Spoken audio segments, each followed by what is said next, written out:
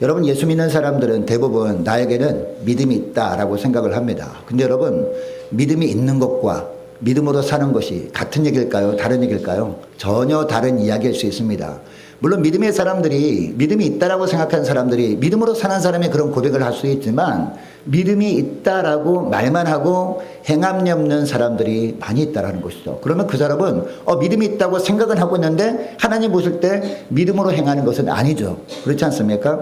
예전에 미국으로 유학 가는 많은 제 후배 목사님들이나 이렇게 이야기한 적이 있어요. 근데 옛날에는요, 당신이 크리스찬입니까? 라고 물어본대요. 미국에 가면. 그러면 예수 믿는 사람이다라고 하면 대부분 어떻게 알아들었냐면, 정말 믿음으로 사는 사람이구나라고 여겼대요. 근데 가만히 보니까 그 미국 사람들이 믿음으로 사는 사람과 믿음이 있다고 생각하는 사람이 다르다는 걸 안 거예요. 그 다음부터 어떤 질문을 하지 아십니까? 당신은 크리스찬입니까? 라고 물어보는 것이 아니라, 당신은 리얼 크리스찬입니까?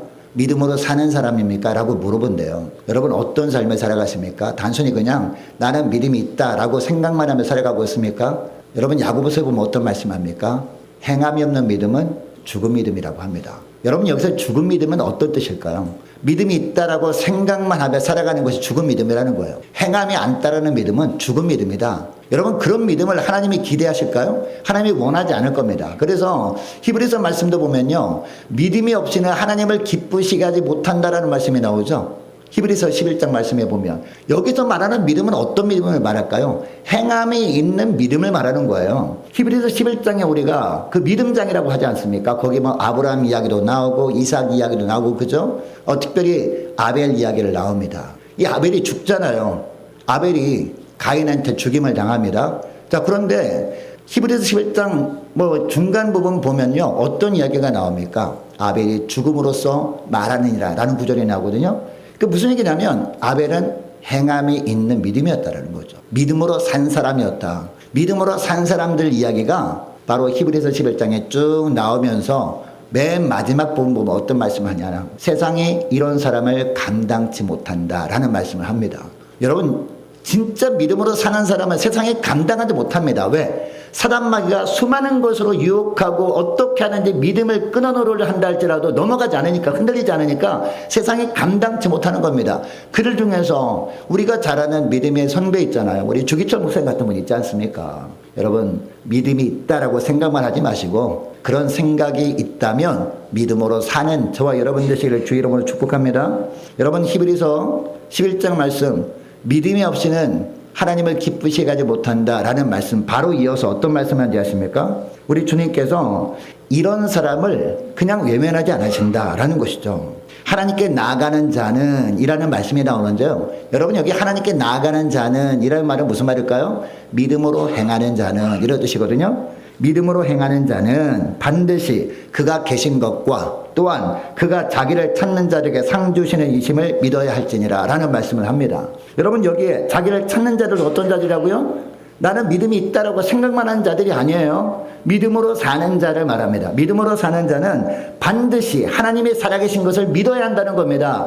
그 살아계신 하나님께서 반드시 하나님의 때에 상 주시는 이시라는 것을 믿으며 살아야 된다, 이 말씀을 하는 겁니다. 여러분, 이것을 기억하시고 나는 믿음이 있다라고 생각만 하지 마시고 믿음으로 사는 저와 여러분 되시기를 축복합니다. 여러분, 우리가 이처럼 하나님의 말씀을 늘 들을 뿐만 아니라 만나는 모든 상황 속에서 우리가 어떻게 살아가는 것이 믿음으로 사는 겁니까?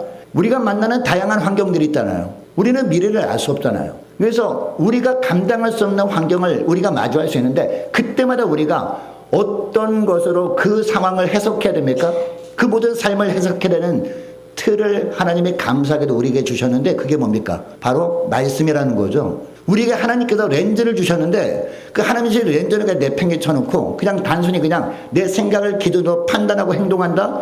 그 사람은요, 예수 믿는 사람이긴 하지만 믿음이 있다고 생각하는 사람이에요. 그러나 하나님이 우리에게 주신 영적인 렌즈인 성경 말씀을 기준으로 우리가 판단하고 하나님의 뜻대로 행동하는 사람, 이런 사람은 어떤 사람이라고요? 믿음으로 사는 사람이라고 합니다.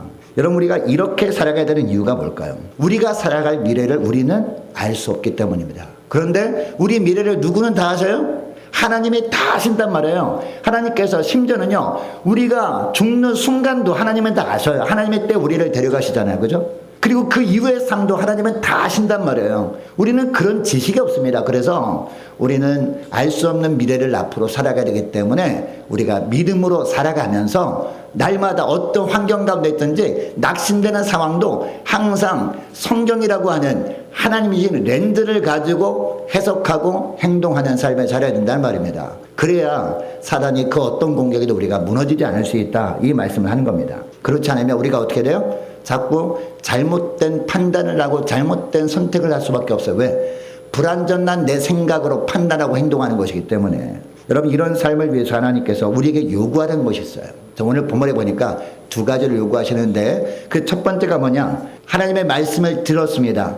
예수 믿는 사람들 하나님의 말씀을 다 듣긴 하잖아요. 예배 참석한 사람들. 근데 듣고서 그것으로 끝내버리는 사람이 있습니다. 또 어떤 사람은요, 듣고 순종하긴 하는데 머뭇거리는 사람이 있어요. 그리고 어떤 사람은 들은 즉시 행동하는 사람이 있단 말이에요. 근데 우리가 어떻게 하는 것이 우리가 믿음으로 사는 거예요? 말씀을 들었으면 즉시 머뭇거리지 않고 행동하는 겁니다. 순종하는 겁니다. 이게 필요하다라는 겁니다. 오늘 본문 보시기 바랍니다. 드디어 이스라엘 백성들이 애굽에서 나왔습니다. 그리고 하나님이 약속하신 젖과 꿀이 흐르는 땅으로 향합니다. 그런데 그 땅까지 가는 여정을 생각해 보시기 바랍니다. 당시 이스라엘 백성들에게는, 여러분 경험해 본 여정이에요? 우리가 여행 갈 때 한 번 갔다 온 곳은요, 아 이번에 어디 가면 좋겠다라고 생각을 금방 할 수 있죠. 그죠? 막 기대감이 넘습니다. 그런데 한 번도 가보지 않은 곳이에요. 근데 소문에 들어보니까 거기는 정말 여러 가지 어려움이 있는 땅이래요. 근데 그런데 가고 싶은 마음이 듭니까? 가고 싶은 마음이 들지 않습니다. 그럼에도 하나님이 가라고 해서 순종을 하겠는데, 그럼 어떤 생각이 듭니까? 한 번도 가보지 않은 곳이기 때문에 준비할 거 철저히 준비하고 좀 있다가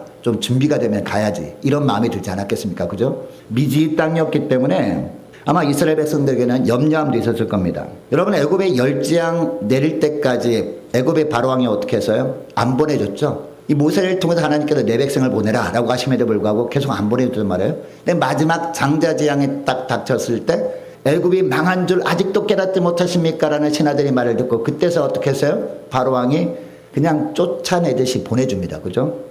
그래서 어린아이들 뿐만 아니라 처음에 어린아이들은 두고 가라고 했잖아요. 근데 어린아이들 다 보내줍니다. 그리고 가축들은 두고 가라고 했잖아요. 근데 가축들까지 싹 다 보내줍니다. 빨리 나가. 너무 힘들다. 빨리 나가. 이랬단 말입니다. 뿐만 아니라 애굽 사람들에게 은금 패물까지 얻고 애굽을 출발하게 되었습니다. 여러분, 이스라엘 백성들은 애굽에 몇 년 동안 살았다고요? 430년 동안 살았다고요. 이 야곱이 가족들이 끌고 애굽으로 이주한 이후부터 430년 동안 살다가 이제 애굽에서 나오게 된 거란 말입니다. 이처럼 오랫동안 살아왔던 곳, 그러니까 거기에 완전히 적응되지 않았겠습니까? 그리고 어느 정도 안락한 삶을 살고 있지 않았겠습니까? 아무리 노예 신분이라 할지라도 그 당시에 애굽 문명이잖아요. 이집트 문명, 그리고 그 당시에 4대 문명 중 하나 아닙니까? 얼마나 부유한 그런 삶을 살았겠습니까? 그 애굽 사람들이 먹었던 상에서 떨어진 떡국을 먹더라도 어느 정도 부유한 삶을 살 수 있었단 말입니다.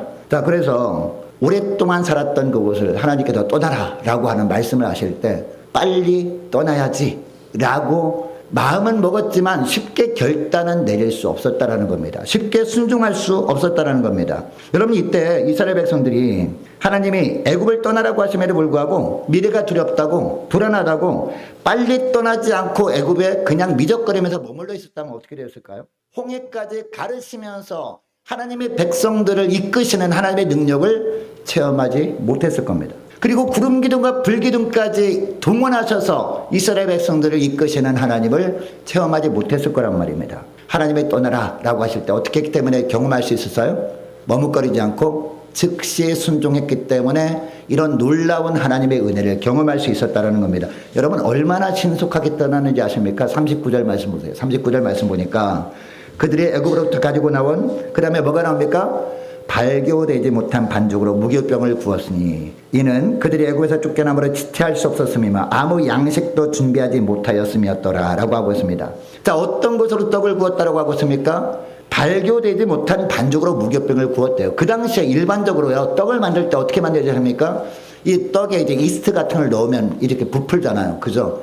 그 다음에 이렇게 좀 발교된 다음에 그 다음에 떡을 구워야 이렇게 쭉 부풀어가 떡 모양이 된단 말입니다. 그런데 그 시간까지 발교될 때까지 기다릴 틈이 없었던 거예요. 빨리 순종하려고 이 정도로 다급하게 떠났다라는 것을 우리는 보게 됩니다.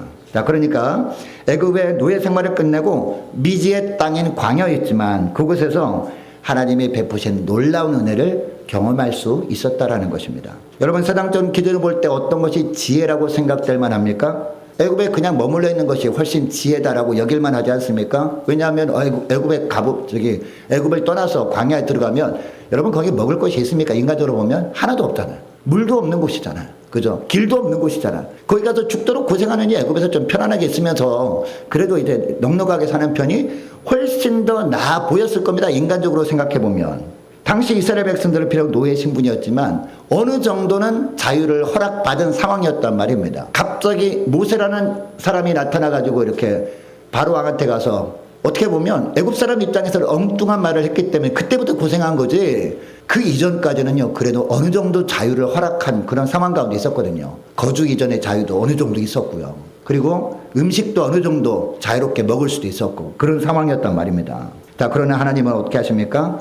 이스라엘 백성들이 거기에 머물러 있지 못하게 하십니다. 거기서 나와서 내일을 예측할 수 없는 광야에서 거하게 하십니다. 몇 년 동안요? 40년 동안이나. 여러분, 광야는 아무것도 없는 간조한 곳이었다라고 성경은 이야기합니다. 너무나 초라해 보잘것없는 땅이었다라고 합니다. 그럼에도 하나님께서 이스라엘 백성들을 그런 광야로 인도하신 이유가 무엇입니까? 우리는 다 압니다, 그 이유를. 근데 그 당시에 떠나기로 결정하고 떠났던 광야로 향하던 이스라엘 백성들은 몰랐을 것 아닙니까? 왜 그랬을까요? 하나님은 화려한 애굽 땅이 아니라 초라해 보이는 땅이라 할지라도 하나님만을 섬기면서 그들이 애굽의 법이 아니라 하나님의 법 아래 살기를 원했던 겁니다. 왜냐? 그들은 아브라함 언약을 받은 백성들이었기 때문에, 하나님의 자녀들이었기 때문이라는 겁니다. 이런 삶을 살 때 하나님께서 그들의 삶을 온전히 책임져 주실 것이었습니다. 여러분, 때라고 하는 것은 항상 오는 겁니까? 기회는요 항상 오지 않습니다. 기회는 항상 오지 않기 때문에 여러분, 어떤 경험도 있습니까? 태양이 비칠 때 건초를 말리라. 옛날에 영어 공부할 때 첫 페이지 딱 펴보면 딱 그게 나와요. 태양이 비칠 때 건초를 말려라. 많이들 아실 겁니다. 때는 항상 오는 것이 아니기 때문에 때를 놓치지 말라. 바로 그런 거죠. 이스라엘 백성들은 광야에서 먹고 살 것을 준비도 하지 못한 가운데 있었습니다. 그럼에도 불구하고 즉시 순종하고 떠났더니 어떻게 되었어요? 비록 광야였지만 하나님이 다 책임져 주시잖아요. 이 마음속으로 먹을 것 준비도 못했는데 어떡하지? 라고 하는데 그런 염려할 필요가 있었습니까? 할 필요가 없었습니다. 먹을 것을 주셨습니까? 안 주셨습니까? 주셨습니다. 그죠? 그것도 너무나 날마다 쉬지 않고 먹도록 하셨습니다. 그죠? 만나 메추라기가 그 증거 아니겠습니까?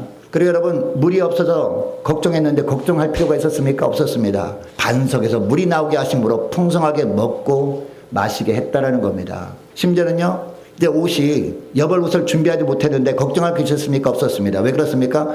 옷이 헤어지지 않게 하셨습니다. 발이 부르트지 않게 하셨습니다. 할렐루야. 여러분, 이게 신명기 8장 말씀에 나오지 않습니까? 여러분, 오늘날도 주님은 우리에게 말씀하십니다. 하나님께서 늘 동행해 주시고 축복을 원하신다면, 축복해 주시는 은혜를 원하신다면 어떻게 하라? 애굽에서 떠나라. 빨리 떠나라. 라는 겁니다. 여러분, 오늘날 애굽은 뭡니까? 이 세상의 것에 관심을 두는 것을 말합니다. 이 세상의 것, 여러분, 금방 지나갑니다. 내가 볼 때 너무나 이 세상 어떻게 살아가나 너무 힘들다라고 하죠? 금방 지나갑니다. 하나님 보실 때는요, 우리 인생도 어떤 인생이에요? 밤에 한 경점 같대. 여러분, 경점이 뭔지 아세요? 경점? 백지에다가 볼펜으로 점 하나 딱 찍어요. 가까이 가면 보이죠? 조금만 멀리 가면 보입니까? 점 하나 딱 찍어 안 보여요. 그게 바로 경점이에요. 하나님 보실 때. 하나님의 역사 중에서 우리 인생이 얼마나 작은 경점인지 아십니까? 그게 우리 인생이란 말이에요.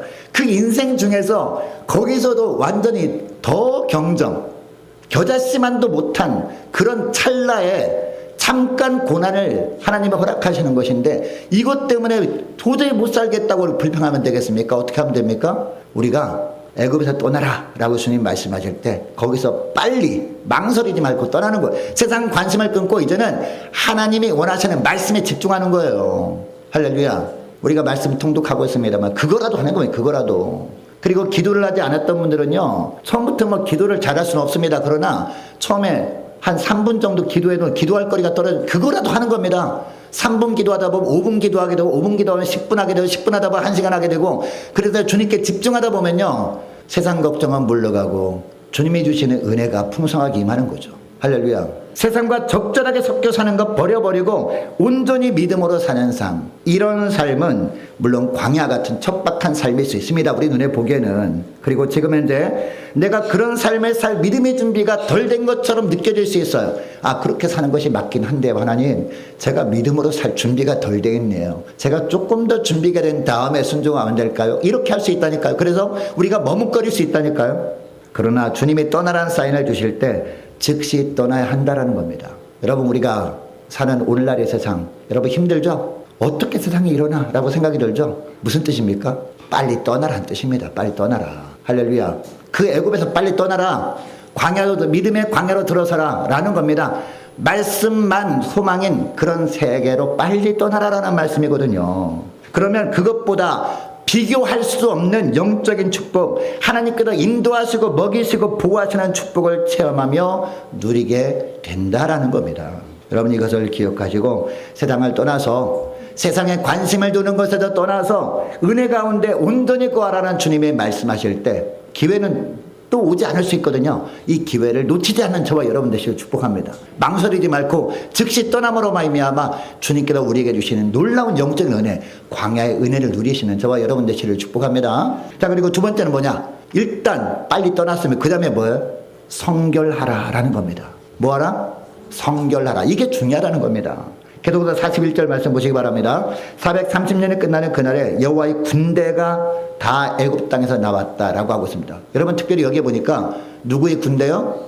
여호와의 군대라고 하고 있어요. 여호와의 군대. 여러분이 여기서 이스라엘 백성들을 왜 여호와의 군대라고 할까? 궁금하지 않습니까? 그냥 군대라고 해도 될 텐데 왜 여호와의 군대라고 할까라는 궁금한 부분이 있습니다. 여러분, 군대라면요, 군인들은 어떤 존재입니까? 무장된 존재들 아닙니까? 그죠? 군복을 입고 그리고 총과 칼을 들고 싸울 태세를 잘 된 사람들이 바로 군대죠. 그죠? 군사들입니다. 이런 의미에서 볼 때 당시 이스라엘 백성들의 모습을 한번 떠올려 보자고요. 이런 군사들과는 전혀 거리가 멀어 보입니다. 아무런 무장도 되어 있지 않습니다. 여러분, 그들의 손에 들고 있었던 것이 무엇이었습니까? 무기가 아니었죠. 그들의 손에 들고 있던 건 뭐였어요? 바로 발교되지 않는 떡, 그리고 또 손에 양떼들을 이끄는 그런 막대기, 이런 것만 준비되어 있었을 겁니다. 그리고 일부 재산이 전부였을 겁니다. 그럼에도 불구하고 하나님께서 그들을 여호와의 군대다라고 하시는 이유가 뭘까요? 이들은 세상의 군대처럼 칼과 창으로 싸우는 존재들이 아니라 무엇으로 싸우는 존재다? 성령의 검, 하나님의 말씀으로 싸우는 존재다라는 것을 보여주시는 겁니다. 자, 그리고 또한 하나님은 이들을 졸지도 않고 주무시지도 않으면서 지키시겠다는 의지의 표현으로 하나님의 군대다라고 하는 겁니다. 내 거다라는 겁니다. 이들은 내 거다. 하나님이 선포하시는 겁니다. 그리고 여러분, 이 여호와의 군대라고 하나님이 부르셨다 사람들을 보면요, 전부 이 아브라함의 혈통만 있었던 것이 아니거든요. 그 당시 이스라엘 백성들은요, 굉장히 혈통적인 자부심이 강했거든요. 우리는 아브라함의 후손들이야, 믿음의 자손들이야 라는 굉장히 혈통적인 자부심이 강했습니다. 자, 그런데 이 하나님의 군대라고 부른 사람들의 면면을 보니까 순수한 아브라함의 혈통들만 있었던 것이 아니었어요. 자, 38절 말씀 보니까요, 수많은 잡족도 있었다라고 하고 있죠. 여러분, 여기 잡족은 무슨 뜻입니까? 여기서 말하는 잡족은요, 애굽에서 종살이를 하던 사람들 중에서 이스라엘 백성들만 있었던 것이 아니었다라는 것이죠. 그 주변에 애굽에 침략해서 정복한 나라 민족들도 붙잡아가지고 종살이를 시키는 사람들이 있었다라는 것이죠. 그러니까 아브라함의 후손들도 물론 있었지만 다른 이방인들도 섞여 있었다라는 이야기입니다. 뿐만 아니라 이 애굽 사람들 중에서 이 하나님의 역사를 보면서 너무 은혜가 받았어. 은혜 받아가지고 나도 이제 하나님을 섬기는 사람들이 돼야 되겠다라고 생각하고 이스라엘 백성들과 함께 애굽을 나온 사람들도 있었다니까. 애굽 사람들 중에서 그 사람을 다 포함한 단어가 뭐라고요? 잡족들이라는 것이죠. 자, 그런데 이렇게 말씀하신, 근데 이 사람들까지도 여호와의 군대에 포함시키는 이유가 뭡니까? 하나님의 언약 백성이 되는 기준은 혈통적인 아브라함의 후손이 아니라 뭐다?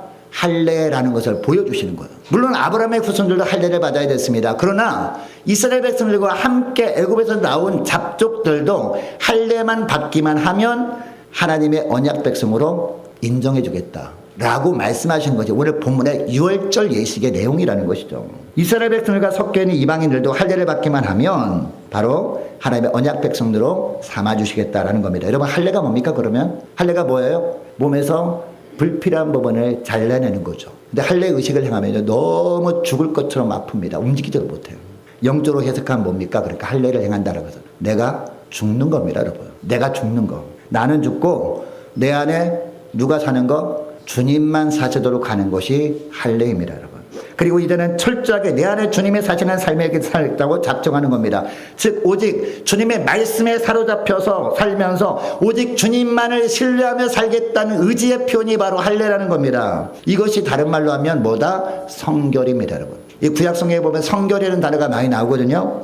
특별히 하나님 앞에 설 때 성결하라 라는 말씀들이 나오는데 출애굽기 39장 말씀에 보면요, 하나님께서 제사장의 의복을 이렇게 만들라라고 길게 설명 나오거든요. 그리고 맨 마지막에 보면 제사장이 쓰는 모자를 만들라, 관모거든요. 이 관모, 이 모자를 만들려고 한 다음에 맨 마지막에 금띠로 띠를 만들어 가지고 이마에다가 글자를 새겨놨는데 그 글자가 뭔지 아십니까? 여호와께 성결이라는 글자를 넣어라 라고 합니다. 그 제사장한테 왜 이렇게 만든 옷을 입히고 관을 씌웠을까요? 제사장은 누구 것이기 때문에? 하나님의 것이니까. 거룩하신 하나님처럼 그들도 세상과 구별된 삶을 살아야 된다라는 의미에서 여호와께 성결이라는 그런 글자가 쓰인 모자를 쓰게 만들었다는 겁니다. 이런 삶을 살 때 하나님께서 여호와의 군대로 인정해 주시고 그들의 삶을 책임져 주신다는 겁니다. 하나님이 늘 동행하시는 은혜로 살게 하셨다는 겁니다.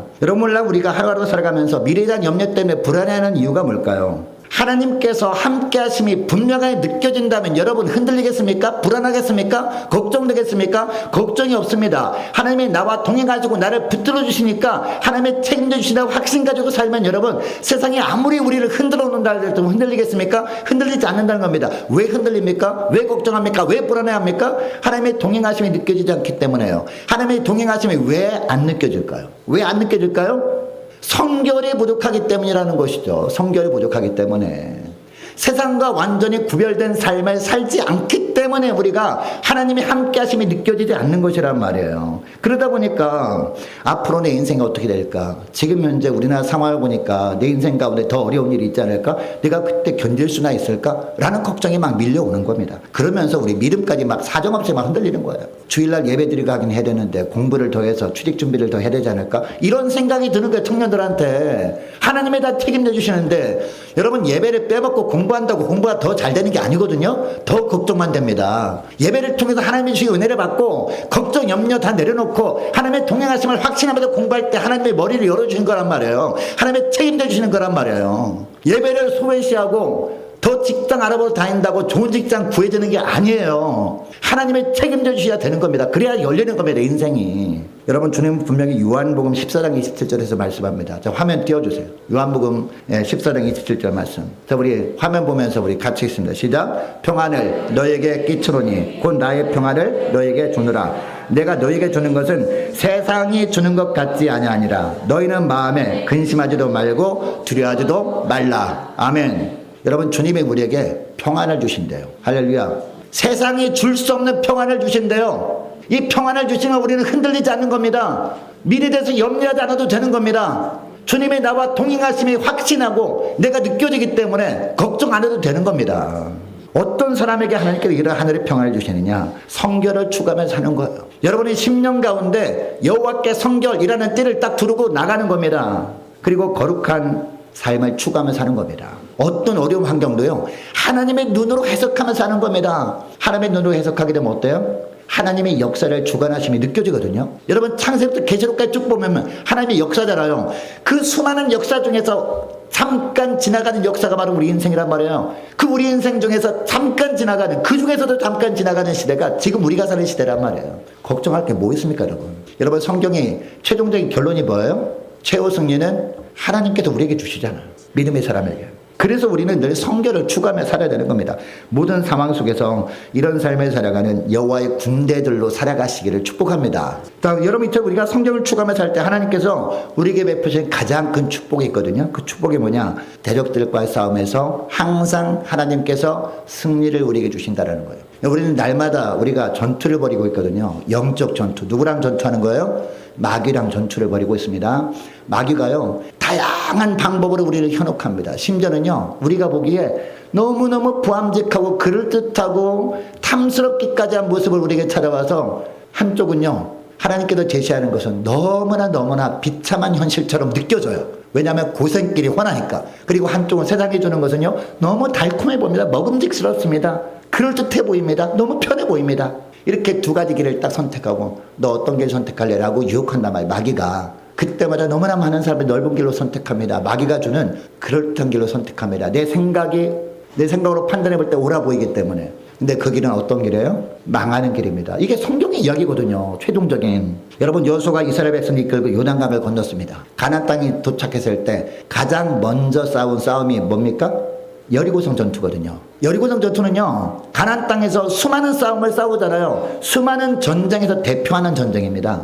대표하는 전쟁에서 여러분 어떻게 됐어요? 이스라엘 백성들이 뭐 무장했나요? 무장하지 않았습니다. 하나님의 말씀대로 그냥 여리고성을 뱅뱅 돌다가 하나님이 외치라 그러니까 외쳤을 때 하나님이 그냥 와르르 무너뜨려 주셔가지고 이겼거든요. 그렇게 된 이유가 뭐냐고, 이게 중요하거든요. 여리고성 전투에 앞서서 하나님이 이스라엘 백성들에게 명하신 명령, 중요한 명령이 있습니다. 그 명령이 뭐예요? 성결하라라는 겁니다. 그래서 할례를 명한 겁니다. 길갈에서 그래서 할례를 받지 않는 모든 남자들 다 할례를 시킵니다. 성결한 거죠. 여러분, 할례를 행할 때 한 3일 동안 너무나 고통스러워가지고 아무런 힘도 내지 못합니다. 그때 저 멀리서 여리고성에서 보초들이 보지 않았겠습니까? 그때 와가지고 완전 진멸했으면 다 끝났어요. 자, 그런데 하나님의 명령에 순종합니다. 그래도 그 다음에 여리고성 전투를 벌인 겁니다. 6일째는 하루에 한 바퀴씩, 마지막 일주일 때는 7바퀴 딱 돌고 나서 맨 앞에선 리더가 외쳐라 그러니까 와 외치니까 쫙 무너지고 하나님 무너뜨려 주신 것이죠. 바로 성결이 바로 가장 강력한 무기라는 것이죠. 자, 그런데 수많은 전투에서 이렇게 성결함으로 나갔을 때 하나님이 다 승리케 해주셨거든요. 근데 딱 한 번 패했다가 나중에 승리합니다. 그 전적이 뭐예요? 아이성입니다. 아이성에서는요, 성결하지 않았거든요. 하나님께 기도하지 않고 자기 생각대로 판단하고 나갔다가 이길 수 있을 것 같은데, 충분히 저 정도는 충분히 이길 수 있을 것 같은데 완전히 대패하고 완전히 마음에 물처럼 녹아 하나님 앞에 엎드려 다시 성결했더니 그 다음에 하나님이 싸우셔서 승리케 해주십니다. 이게 바로 아이성 전투거든요.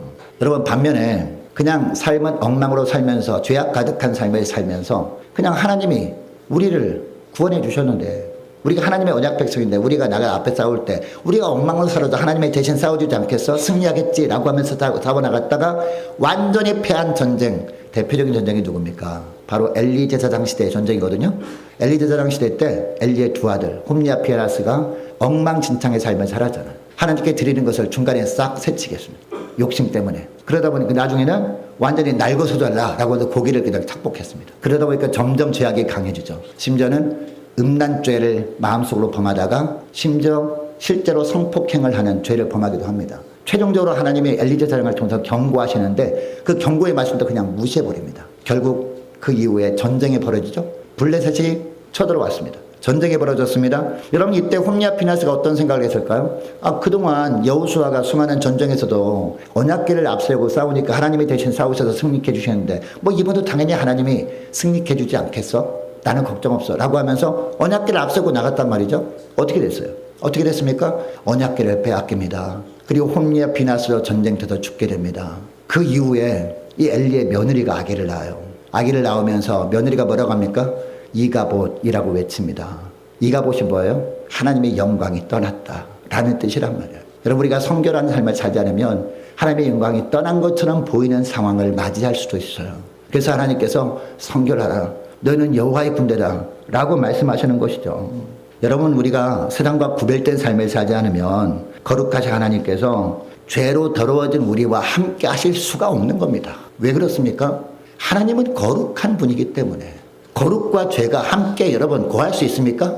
거할 수 없어요. 그래서 죄로 더러워진 우리가 날마다 주의 십자가 앞에 엎드려서 우리가 성결한 삶을 우리가 사모하며 살지 않으면요, 거룩하신 하나님께서 우리와 동행하실 수가 없는 겁니다. 그래서 하나님이 나와 함께 하신다고 하는데 그 함께 하시는 증거를 경험하지 못해서 나와 함께 하신 하나님이 어디 계시냐라고 하면서 우리가 자꾸 주님을 원망할 수밖에 없는 상황 가운데 놓이게 될 수 있다는 것이죠. 여러분, 베드로전서 2장 9절에 보면 하나님께서 뭐라고 하십니까? 우리를 왕같은 제사장이라고 불러주시잖아요. 하나님께 성결하게 드려진 존재라는 겁니다. 우리 예수 믿는 순간부터 뿐만 아니라 디모데후서 2장 3절에 보니까요, 우리를 예수 그리스도의 좋은 병사라고 부르시잖아요. 이렇게 부르실 뿐만 아니라 디모데후서 2장 6절 말씀에 보니까요, 수고하는 농부가 곡식을 먼저 받는 것이 마땅하니라라는 말씀이 나오거든요. 여러분, 여기 농사는 누구를 말할까요? 예수 그리스도의 좋은 병사들 말하는 거예요. 이 농부가 곡식을 먼저 받는 것처럼 여호와의 좋은 병사로 우리가 살아가게 되면, 우리가 성결을 추구하며 살아가게 되면, 거룩한 존재, 세상과 구별된 존재로 살아가게 되면 하나님께서 우리의 삶을 책임져 주신다는 것이죠. 할렐루야. 그래서 하나님의 가정 여기는 것들을 멀리해야 되는 거예요. 하나님보다 더 사랑하는 것들을 멀리하고 하나님만 사랑해야 되는 겁니다. 그러면 세상에 감당치 못할 믿음의 삶을 살아갈 수 있다니까요. 이 말씀하는 겁니다. 여러분, 그러면 오늘날 하나님의 언약 백성이 되는 조건으로 우리에게 할례를 원하지 않는데 오늘날 할례보다 더 강한 것을 원하십니다. 육신의 할례가 아니라 무슨 할례? 마음의 할례를 원하신단 말이에요. 그래서 예레미야 4장 4절에 보니까 마음 가죽을 베라 라는 말씀하는 거예요. 마음 가죽을 베라. 이것을 사도 바울은요, 로마서 2장 29절에 할례는 마음의 할지니라고 해석을 하거든요. 마음의 할례를 행해야 한다는 겁니다. 마음의 할례가 뭐냐? 우리가 날마다 십자가 보혈로 씻김을 받는 겁니다. 우리는 나도 모르게 죄를 범하고 살잖아요. 나는 죄를 범하지 않은데라고 하는데 하나님 보실 때 죄를 날마다 범하는 사람의 자범죄를. 그러니까 우리가 날마다 주님이 십자가 앞에 엎드려야되는 거, 십자가 앞에 나가 엎드려서 주님이 십자가 보혈로 죄로 얼룩진 이 영혼을 깨끗하게 씻겨줘야 되는 겁니다. 이게 바로 성결입니다. 이게 바로 하나님의 백성, 하나님의 군대로 살아가는 비결이라는 겁니다. 이런 삶을 살 때 하나님께서 우리의 삶을 비로소 책임져 주시고 날마다 삶 가운데 하나님의 살아계심을 체험하도록 하신다, 이 말씀하는 겁니다. 여러분, 이것을 기억하시고 여러분, 말씀에 순종하라 라고 하면 머뭇거리지 마세요. 빨리 순종함으로 말미암아 이제 오직 주님께만 집중할 수 있기를 원합니다. 뿐만 아니라 성결하라 라고 말씀하고 있습니다. 날마다 여러분의 심령을 성결한 상태로 유지함으로, 날마다 십자가 엎드림으로 말미암아 날마다 주님께서 함께 하시고 도우시고 하나님께서 붙들어 주시는 은혜를 체험하며 하나님께 영광 돌리는 저와 여러분 되시를 축복합니다. 자, 기도하겠습니다. 하나님 아버지, 감사합니다. 이스라엘 백성들을 애굽에서 건져내시고 약속의 땅으로 인도하셨던 하나님께서 저희들도 죄악의 지배를 받던 흑암의 나라에서 불러내셔서 하나님께서 말씀으로 통치하시는 하나님 나라로 인도해 주시는 주님을 찬양합니다. 이제는 예수 믿어 하나님의 자녀된 자로서 어떤 환경에서도 주님께서 말씀하실 때마다 말씀을 잘 새겨듣게 하시고, 말씀을 들었으면 즉시 순종함으로 말미암아 이스라엘 백성들이 광야 생활에서 경험했던 살아계신 하나님을 늘 삶 속에서 체험하며 살아갈 수 있도록 은총 내려 주옵소서. 또한 늘 저희들이 연약함을 늘 깨닫고 주님의 십자가 앞에 엎드려 죄로 더럽혀진 영혼을 주의 보혈로 정결하게 씻어 세상과는 구별된 정결의 삶을 살아감으로 말미암아 어떤 고난의 상황에서도 흔들리지 않은 믿음으로 살면서 하나님께서 늘 함께 하시고 보호하시는 은혜, 주님의 도우심으로 승리케 되는 은혜를 날마다 체험하며 하나님께 영광 돌리는 복된 저희를 다 되게 하여 주옵소서. 감사드리오며 우리 주 예수님의 이름으로 기도합니다. 아멘.